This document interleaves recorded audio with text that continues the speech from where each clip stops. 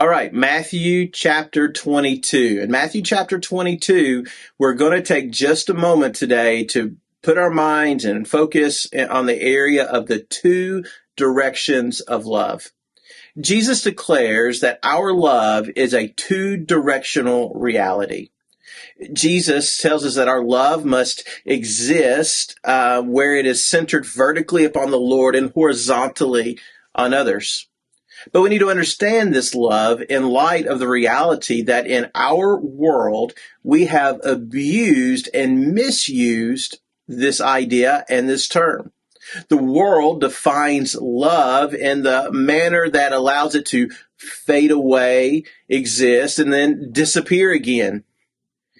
This approach of love does not mirror what Jesus told us. It does not show us or support what God has given us in his revealed word. And so Jesus confronted such this mentality of those who use love to pursue happiness instead of resting in the joy found in the Lord. And he confronted them and said, listen, you need to have genuine love, true love, which is vertical with the Lord and horizontal with others. And so two directions of love, vertical love. What do we talk about?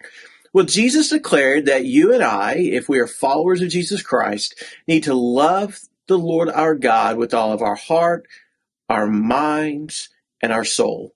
Now, what does that mean? Well, with all of our heart, I think in the most basic way, it means that we love him with the very core of our being. We love him with the motivation that makes us tick. And so we want to love him in a way that shows obedience to him. With all of our soul means that everything that we are emotionally, we want to love him with. We want to live our lives in a manner that our emotions and our responses to others demonstrate and extend the love of God.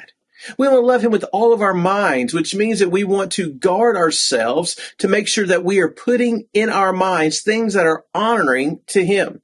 That's a vertical love. And there's a lot more we could say, but that's just the very scope of things as we think about it. Horizontal love. What's that? Well, horizontal love, when we think about that in Matthew 22, is Jesus' command. It says, and love your neighbor as yourself. And of course, later in Luke, somebody's going to ask, well, who is my neighbor? And we know that he goes into the parable of the Good Samaritan and explains horizontal love.